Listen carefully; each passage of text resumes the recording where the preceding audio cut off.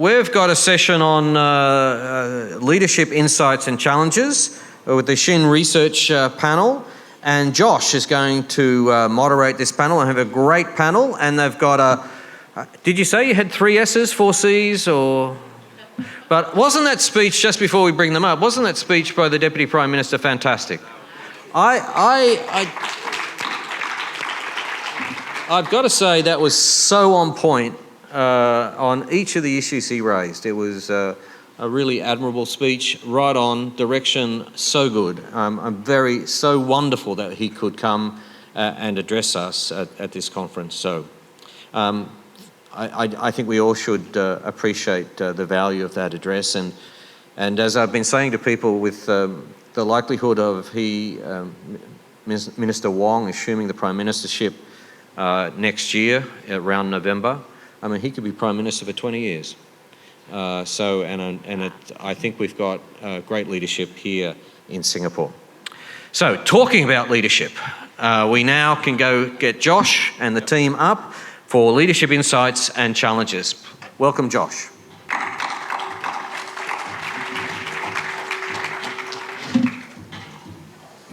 Thank you, John.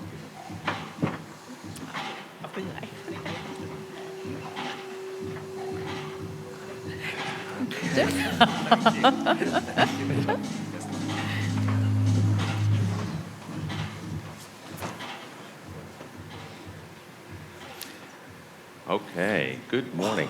Yeah, that will be a tough act to follow. Did anybody see the Deputy Prime Minister playing the Risk game next door?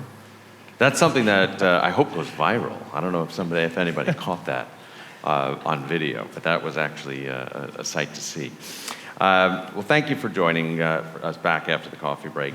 I'm really pleased to be here on the stage with this incredible panel. I'm going to introduce the panelists, and we're going to engage in a really lively discussion about some research that we've done with our partner Shin Research from Kyobo Life. So to my left is Anne Corona, the Chief Executive Officer of Asia Pacific at Aon. Next to Anne is Vishaka RM, the Managing Director and CEO of India First Life Insurance Company. And to her left is Kasian Koo, the Chief Executive Officer of Manulife Singapore. So welcome, panel. So again, like the other panels, please feel free to ask any questions through the app, and we will, at the end of our discussion, lead the panel in the answering of those questions. So first, the Shin Research, for more than 3 decades, the Shin Research program has partnered with the IIS to design original theoretical research on practical industry issues. And in the past, the research has actually focused on several topics, including regulation, microinsurance, genomics, and resilience. This year, the Shin Research, supported by Kyobo Life Insurance Company, focuses on specifically exploring talent and leadership trends. So the study had a couple of key goals. First, to examine the talent gap, something we've heard a lot about since yesterday morning. The other is to enable our industry to better compete. And third, to build a continuum of study that's updated annually to continuously educate on key talent management trends. So we're looking forward to continuing what we've just started this past year. The full study is going to be made available on the IIS website.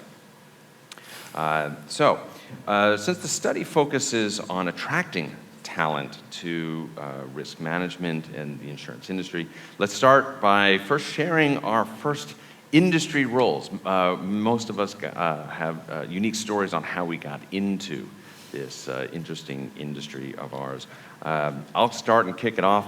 I started my career in banking, and after a training program with JP Morgan, they got all of the analysts in a room, and every group was presenting why we as analysts should join their group.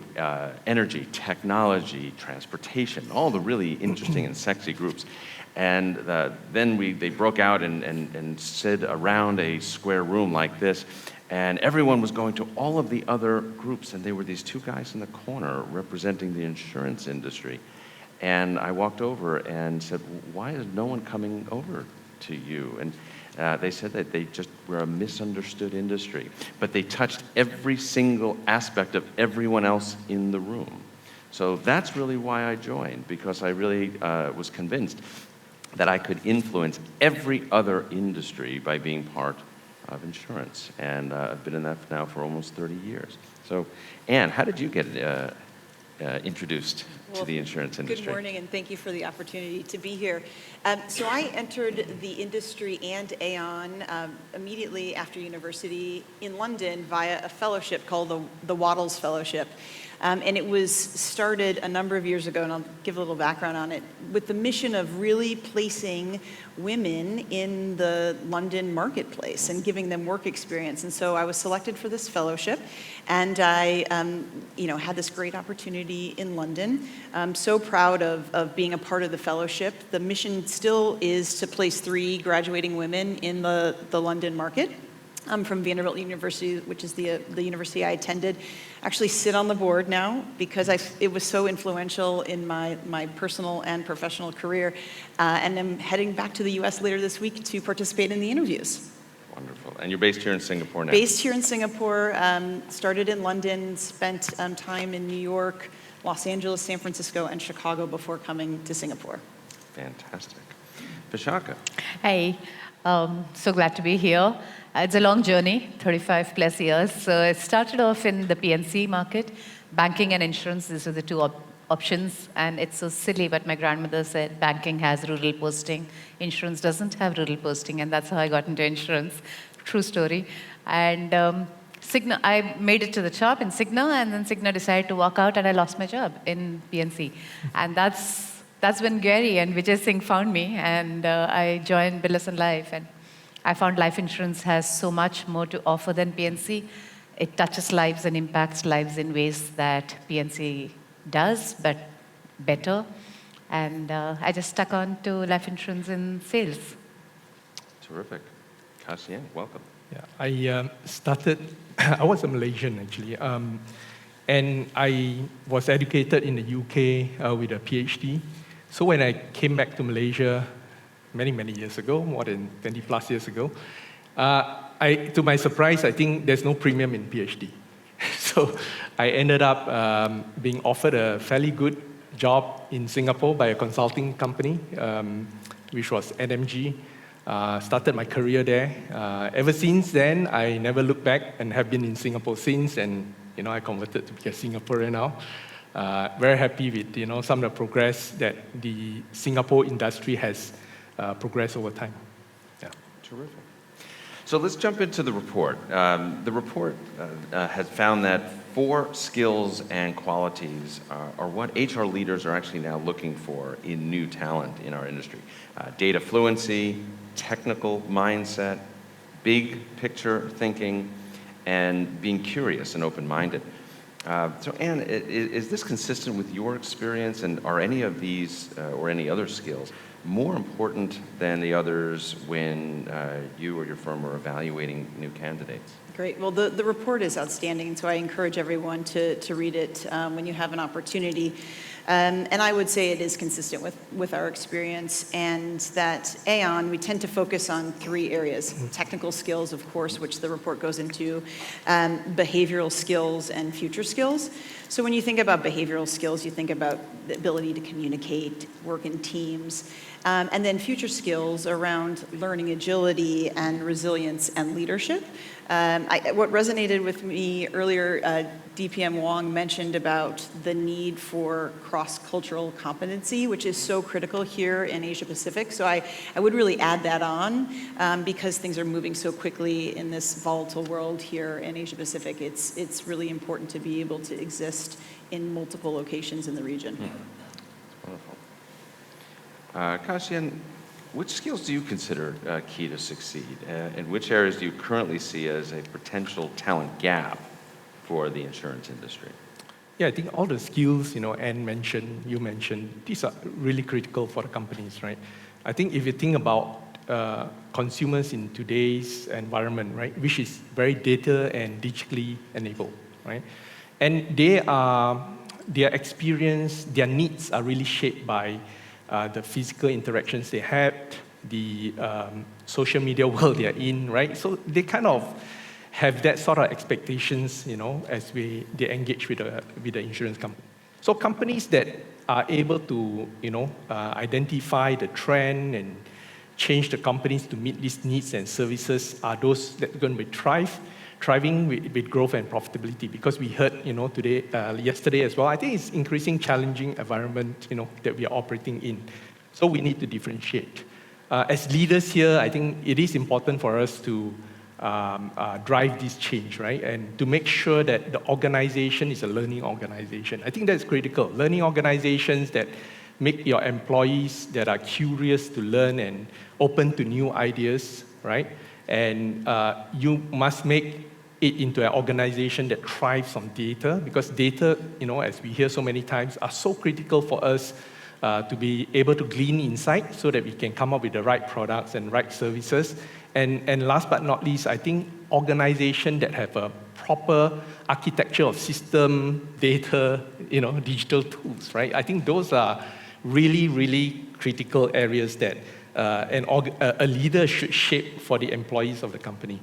I think as what Anne shared, I think we tend to look at skill set in 3 areas. One is really, I think you call it critical core skills, right? Things like communications, data agilities, ability to make sense of complexity. I think today's world is very critical. And then second one is really technical competencies, right? The traditional one is, actuarial underwriting, but you've got new one coming on board. We talk about ESG, we talk about AI, cloud computing. All these things are becoming critical. And last but not least, future-enabled skill, right? Agility, agile way of working, human-centered design. And I think these skills may be considered future-enabled, but over time, they may become the mainstream. I think companies need to consider that all employees are able to have these skills in them in order to support the company, right? Oh, that's great. So Vishaka, as an industry, we've seen a growing focus on hyper-personalization in customer services as we all try to meet the needs and expectations of today's customers.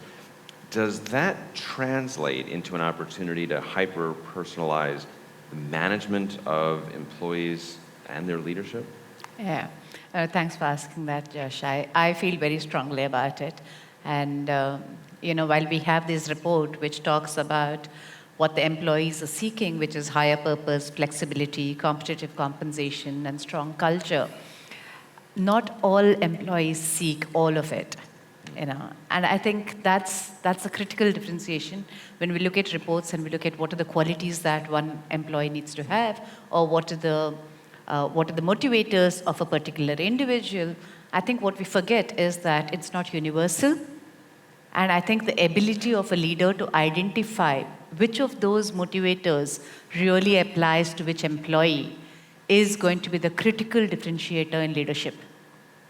I can't apply the same yardstick to all my employees. And I think that's where leadership needs to change. There was a time in place where it was about managing your boss.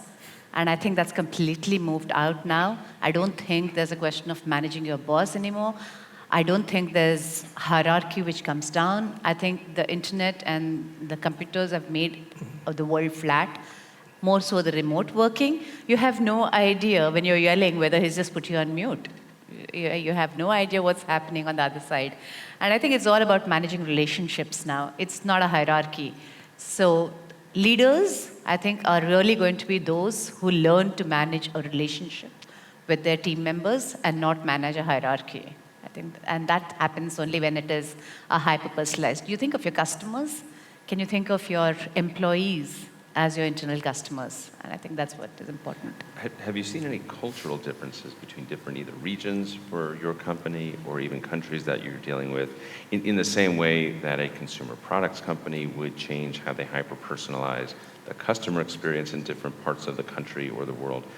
Do you see those same small or even large differences Yeah. Oh, yes. I mean, India is such a diverse country, right? And just the north of India and south of India, you'll have a cultural difference. It's that huge. There's patriarchy, which is highly recognized in some places. So you have employees who join waiting for you to give instructions, and you have employees who join completely who are self-motivated and say, please, I don't need you to tell me what to do.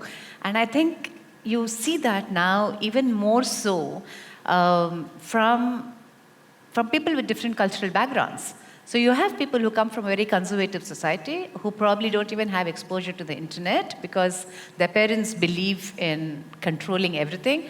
And then you have probably the family next door in the same building who's far more liberal, whose children have grown up watching Friends. And, so they both come to the organization. You think you've got employees from the same geographic segment, but you don't. You've got employees with two completely different attitudes. I think that's the challenge for leaders today on how do you manage. That's great.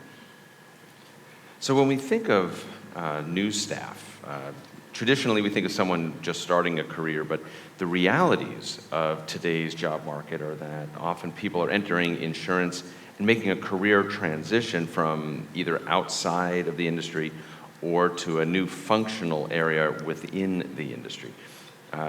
Kasyan, what role do you see the insurance industry playing in re-skilling or upskilling of employees and closing this talent gap? And can you share any examples or any experiences specific to Manulife? Yeah, I think they are both.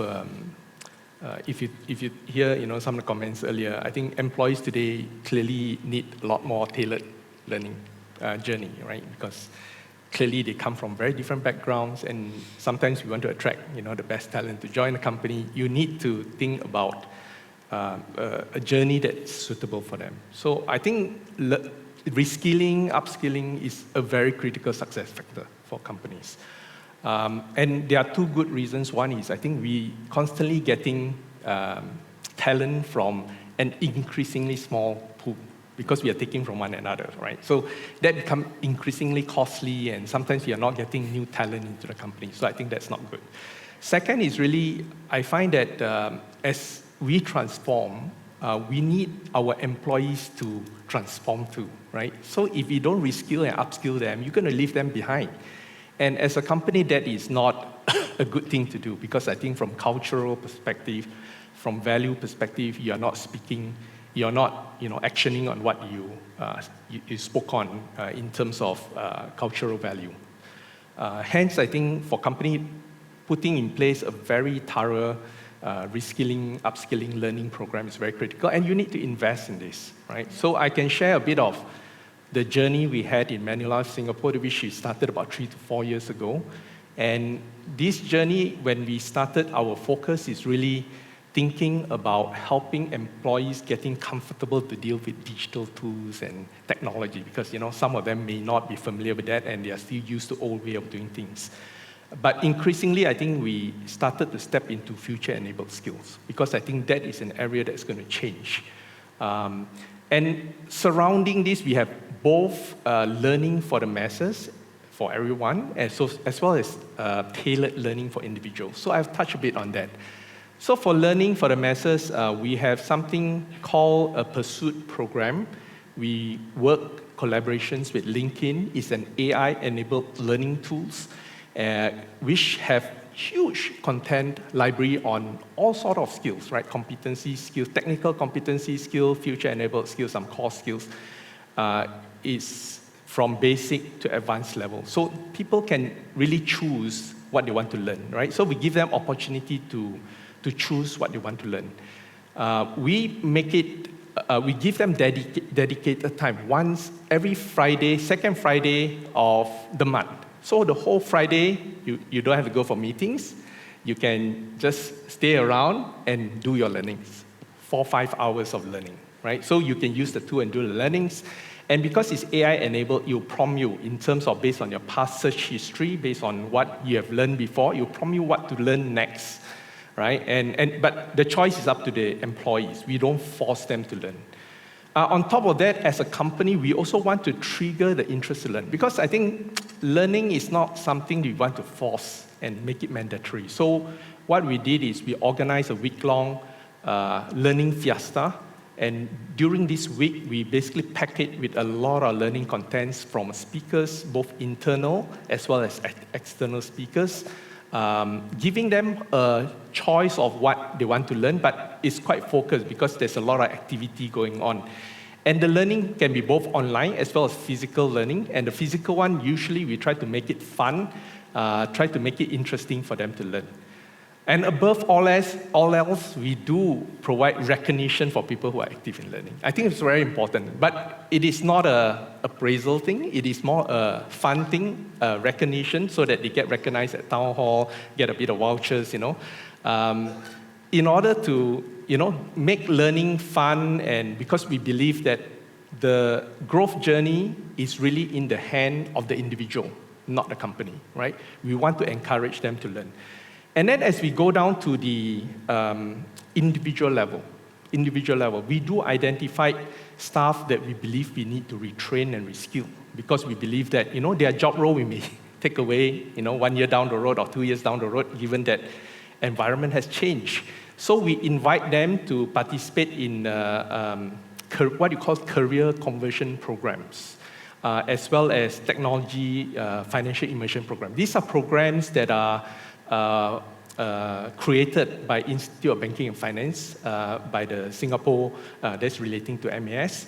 And we find that, as we put through these employees for change, they are better able to move from one job to another when we change the job roles. I think that's quite critical.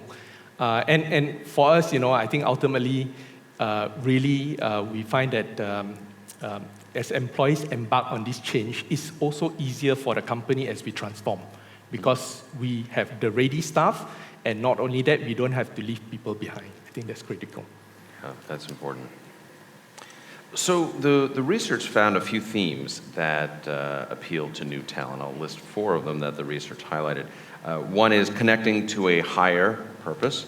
The other is flexibility in the workplace, something we've been talking a lot about. The third, competitive compensation. And then the fourth, and perhaps most important, a strong company culture, which has become even more evident through the pandemic. We're going to discuss connecting to a higher purpose next, but first let's focus on flexibility in the workplace and a strong company culture. Since COVID, remote and hybrid work arrangements are far more common. And what are your experiences been with offering workplace flexibility, and how does that affect company culture? Yeah. Great question. So flexibility is important, but so is connection, right? So at Aon, we really put the colleague and client experience at the center of everything. And for colleagues, we really want them to feel relevant and valued and connected. And that's really, really critical. So around flexibility, our program's called Smart Working. And so the colleagues, along with their managers, self-identify. So in office, full-time, fully virtual, or hybrid. I think the first 2 are pretty self-explanatory, but from a hybrid perspective, the concept is that your base camp, 50% or more, is either with a client or in the office. And, it's been a transition and a change over the past few years, but as I mentioned before, flexibility is critical. We recognize people work efficiently that way, but so is the connection. And it's around learning, it's around collaboration, it's really coming together to celebrate wins and to really understand better what the needs of the clients are. So, well, again, flexibility is really important, and we recognize we can operate in that manner now.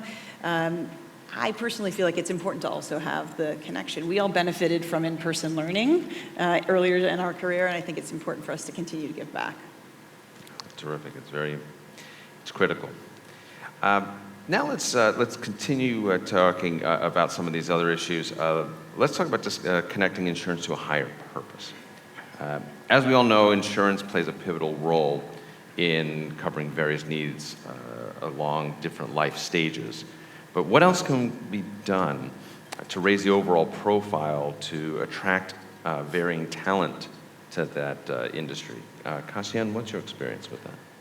Yeah, I think we didn't do well enough in this space, right? I mean, a lot of times I think the public only hears some negative news from the industry, right? And this is very disturbing because I'm not sure there's any press here, but somehow the negative news make more readership somehow, right? And I think we need to change. We need to change this, right? I think the industry, I think the companies can play a big part, a pivotal role to influence the change. And I can see this in, for example, in Singapore, I think the industry has been doing some part to try to influence and to change the narratives of the insurance industry among consumers, because and ultimately this news does impact talent attractions, because negative news unfortunately give negative perception. And I think secondly, I think potential talent, they may be distracted from the opportunities, right? Because they only learn about mis-selling by agents, or insurance company increasing premium, not taking care of us, these sort of things, right? But if we can switch this around, I think we need to continuously share at the industry level, working with government agencies to talk about positive things that we have done, things that we have kind of shift and help the society. I think the General Insurance Association done a good job in dealing with fraud, right? They have worked with the legal systems, they have worked with the regulators to try to clamp down fraud by the workshops, all sort of things, and they publicize, the bad players in the industry. And by doing so, people can understand that we are here to help them to manage the costs, right? I think these are critical things that the industry could do, right? And we also heard about, some of the innovation, like yesterday evening, we hear from a couple of presentations on some of the innovations that we are helping the corporates. We are helping individuals through some of the Vitality program, for example. And some of these things, I think we should go out to the market to talk about it more, right? As a community, I think we can do a lot more to help to change the perceptions of the industry. But I think beyond industry, talking about attracting talents, I think we definitely need to reach out more to the graduates, to those people who are transiting their careers, because I think there are plenty of them who are also looking out for different opportunities. And it is our job to go to careers fair, to talk about what we do, to talk about the opportunities that's available within our industry and our companies. I always find that it becomes easier to attract talent, especially among industries, financial industries, when your reputation is good. Right? When, for example, if you are known to be having a diverse and inclusive culture, for example, I think that's quite important. We find a lot of times people find that they are attracted to DEI within the company, and openness, for example, and how you serve customers, and your progress made in technology transformation. And the learning and growth opportunities, right? So if people learn about your company through the different platforms and also through your reputations, you'll find that, these people, naturally, when the opportunity arises, they actually apply, right? And we see that quite often here. No, I appreciate that. And you mentioned something very critical that I'd like to highlight, and that's about diversity. So, Vishaka, how important is a diverse workforce? And how do we collectively work towards ensuring that we are attracting diverse talent? Topic very close to my heart, so I'm going to rein it in. I think diversity started very well with saying gender diversity. And I'd like to believe that let's define diversity as the percentage of population. Okay. If you had a room full of, let's say, women, I wish, one day, full of, completely different in terms of, race, ethnicity, language, culture, all of that, you would still not call that a diverse room because it's got only one gender in it. We need to accept that the first diversity starts right at the top, which is you are 50-50 men and women born. Even in a country like India where you have discrimination, over the past few years, we've seen that the ratio is 49-51, 51 male, 49 female. But when it comes up to education, when it comes up to higher education, people just drop off. So I think it is the responsibility of leadership to actively encourage, first, gender diversity. I think we should at least get that going.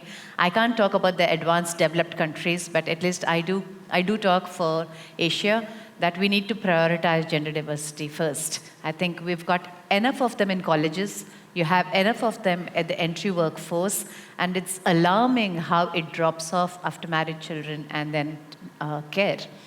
I genuinely believe that leaders need to recognize, and this I think is world over, speaking to some of my colleagues here, that unpaid work and unrecognized work is higher by women. I think it's just a statement of fact. And I think leaders need to start understanding that perspective.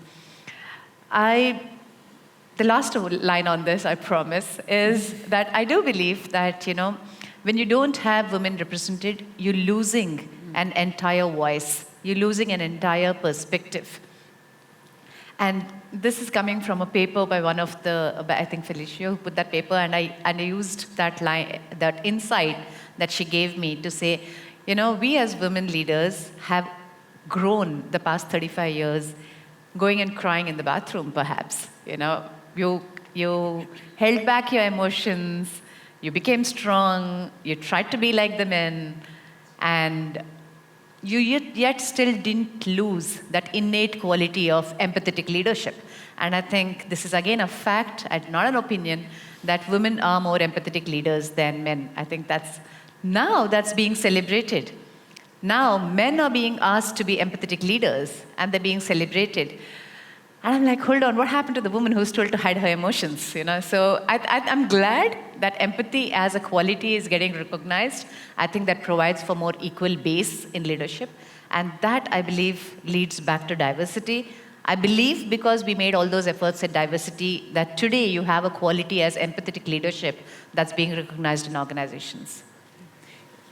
If I may add on, I think Absolutely. I love your points, and I think we have to start with diversity of thought, right? Which comes from diversity of experience, which you pointed out. And one of the things I always like to focus on is inclusion, right? Because if you don't have an inclusive environment, it's difficult to drive diversity.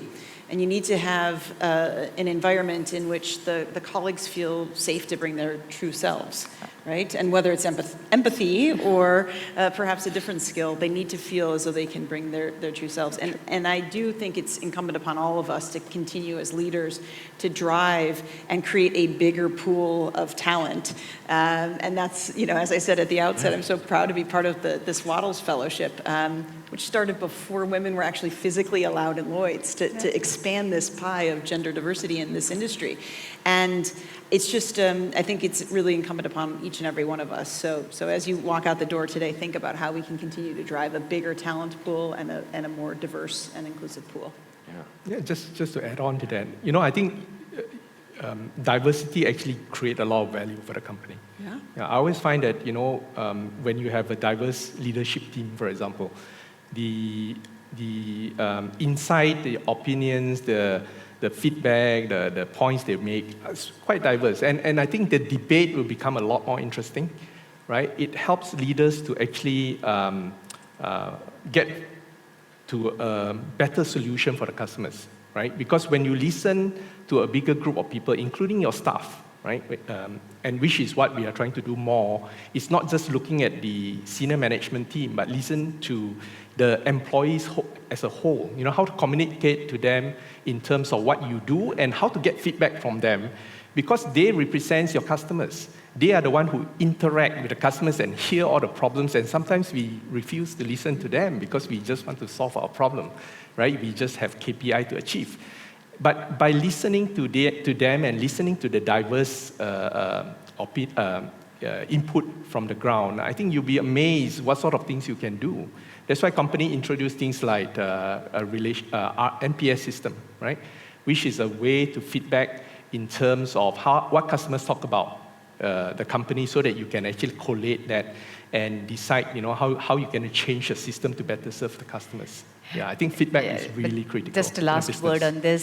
Diversity doesn't stop at hiring. Yeah. It really is about then managing diversity, and it is very, very, very hard. It is so much easier to manage people who think like you and act like you and behave like you. It is so difficult to manage a diverse team. That goes back to my challenges of leadership. And I hope very, very cognizant of it. Well, it starts from the top. So I appreciate everything each of you are doing to help foster that. We've left some time for questions. So again, if you haven't done so, please use your app. And we have John coming to the stage to help identify some of the questions that you may have for this incredible panel. Great panel. Have we got some questions coming up?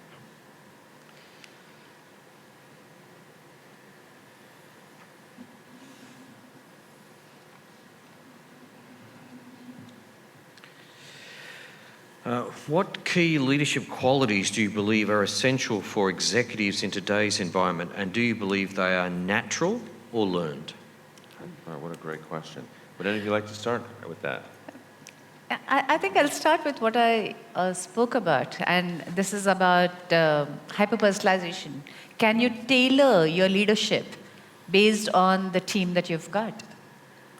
I think as simple as that. How much of diversity can you bring into your own leadership style that you can deal differently with different members of your team? I mean, there are people who value recognition, there are people who value money, there are people who value a bigger job. And can you identify what are the true motivators of each of those individuals and then tailor your leadership according to each of them and then bind them together to work in a cooperative manner?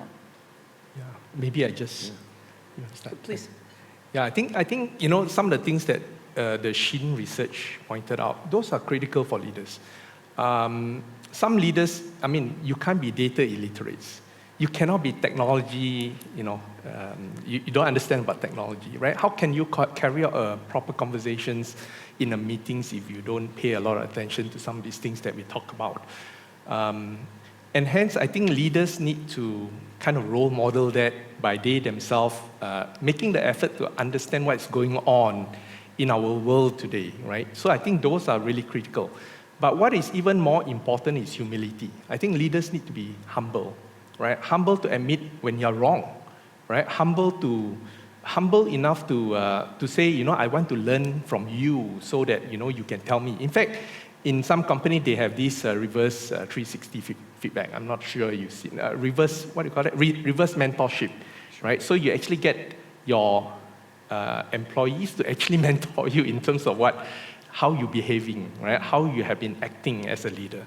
And those are critical things for leader to have, because once you open up, once you listen, once you share your thought clearly to the staff, I think you can really make a big impact in terms of how the organizations can be transformed. Yeah. I love the humility piece, because I was going to say being a great listener. Yeah. And it's so important as you lead a diverse team, right? Hopefully you have a diverse team, that they have diverse experiences and different point of views that allows for an open environment to challenge one another. And then being able to take all those inputs and then make a decision, which is also such an important trait of a strong leader. But being willing to listen and perhaps even change your opinion based on the feedback from your team, I think is really critical. I think that many leaders aren't willing to do that, and they aren't willing to admit when they've made a bad decision and pivot. So I love that you each brought up those points. I just want to add one more point, right? I think leaders must be brave and bold to change your team. To change your team. When change members of your team, if they don't carry the same value as the organization. Right? It's not based on competencies alone. It's also based on values. And I think if you have a team that don't share the same value and don't walk the talk, you're going to be in trouble, right? I experienced that before when some team members are smart, but they are just arguing their way to get what they want. And it's very challenging when you have such teams. But if you have teams who are willing to listen, willing to debate and share their point of view. I think you find that those debates are a lot more constructive. Yeah. That's great. Perhaps the next question, how do you personally prioritise personal growth as an executive, and what advice would you give to aspiring leaders? You want to go? No, go ahead. I think being here is a true example. Participating in the RGA Leaders of Tomorrow program, that's an example of prioritizing personal growth. You have to immerse yourself in activities that are beyond that of your core job. And I set aside at least 20% of my time to do that. And that's how I make sure that I get diverse perspectives in, and I get more exposure, and I get an ability to think differently. Otherwise, it's very hard to get out of the rut that you get. And leadership is siloed. It does get very lonely at the top. And if you don't get out of that place and actually proactively seek people who have absolutely no hidden agenda to not speak the truth to you, I think is always a great place for personal growth. I'm glad that that's a challenge for you too. I do think that it's so important to seek out the different opinions, people that perhaps don't agree with what you've stated. When I think about my path of growth, which is obviously quite continuous, is learning from people that have had greater experience, and then those that are newer in the industry, in particular the new joiners, and the way that they see different things about the industry and how we could continue to improve. And I typically share that advice with aspiring leaders. Continue to learn, continue to seek out inputs that will make you better, and lean into your strengths, right? You don't have to do everything. Recognize what you're really quite strong at, and focus on that, and then continue to seek the inputs from different people. Yeah, I think personally, I think it's not, as a leader, it's not about learning the big things, macro things, and always interacting with the most senior people for you to learn. I think you need to be very clear in terms of what you want to learn, right? Firstly, in my case, like a couple of years back, I know that technology is going to be a big change to the way we work. I do interact with a lot of young people who are in startup. These are friends, so we go to coffee shops, drink coffees, and just talk about what is happening in the environment. Buy a bit of shares in the US, because that's the only way for you to learn about what's happening with the technology firms. And I think those are the things that gives you, a lot of insight that I would never ever learn from my insurance colleagues. I would never ever learn from my insurance colleagues. Yeah. If I can jump in, I think one other thing that's so important, and we haven't talked about it, is just our overall well-being. I know the earlier panel shared about the mental and mental well-being, physical well-being, financial well-being. It's so critical. And so one of the things I often also tell aspiring leaders is make sure you carve out time for yourself, whether it's white space to think, or be physically active. I tend to do a lot of walking late at night here in Singapore when it's finally cools down a bit, but it's really critical that you have that time for yourself. I find that I perform better in my roles and when I'm able to do that. Can I slip in one tiny point? Yeah. I think based on what both of them said, a leader needs to just, or anybody for that matter, you said what's the advice I would give to other leaders? I think self-esteem. I don't think we need to know everything. It's okay to not know everything. But the point that you made on harnessing on your strengths, it's fine. And the only thing is, don't forget that you don't have certain strengths. I think be cognizant of the areas of weakness and seek support and help for those areas of weakness. You don't need to be a master of all. As a leader, it doesn't mean you need to be a know-it-all. You need to know what you know, and you need to know what you don't know, and you need to know whom to rely on for what you don't know. I think just having that self-esteem is very, very critical, as that's the advice I would give to people. Terrific. I think we have time for one more. I think one more. And it's controversial, I think. Yeah. Is talent overrated? Should we focus instead on the propensity to engage in persistent, determined effort? Sure. Any thoughts on that? Do they have to be mutually exclusive? No, we're not talking. No, all joking aside, I think that, as we said at the outset, when we look for talent, I think you look for people willing to work hard and willing to continue to improve. And I think you then discover some individuals with innate talents that are different, right? Like when you talk about building a team around you that can support you and has different strengths, I think that's all really important. Sure. I think there's, oh, sorry. No, go ahead, go ahead. I think there used to be a very old saying, hire for attitude and train for aptitude.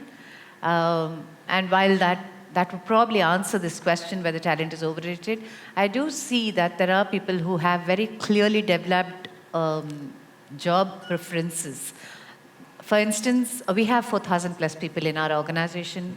Almost 3,000 of them are front-end facing, as in salespeople or customer rep executives.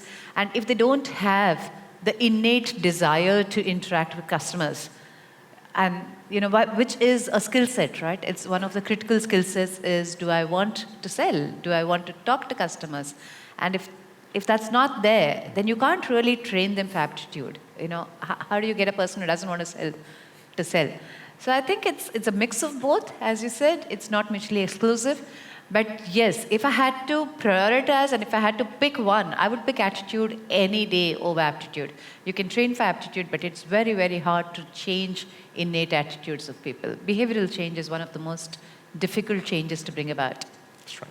Yeah, I think we are all not created the same. That's a starting point.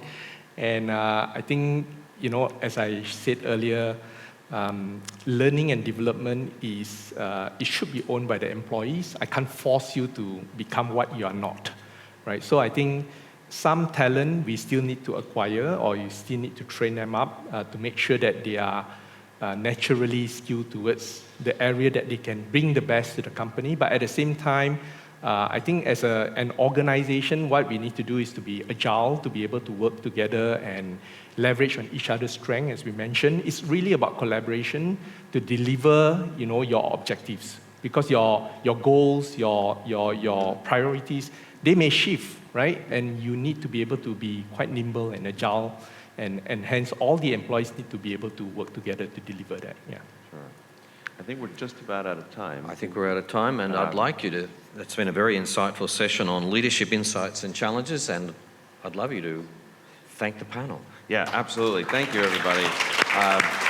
Team, thank you for your expertise and for an amazing conversation. I know I learned a lot from just preparing for this panel, even more than just through our conversation. But again, just to reiterate, the complete research is available on the IIS website, or should be available shortly. And thank you to each and every one of you. Thanks again. Please join me in giving them a round of applause.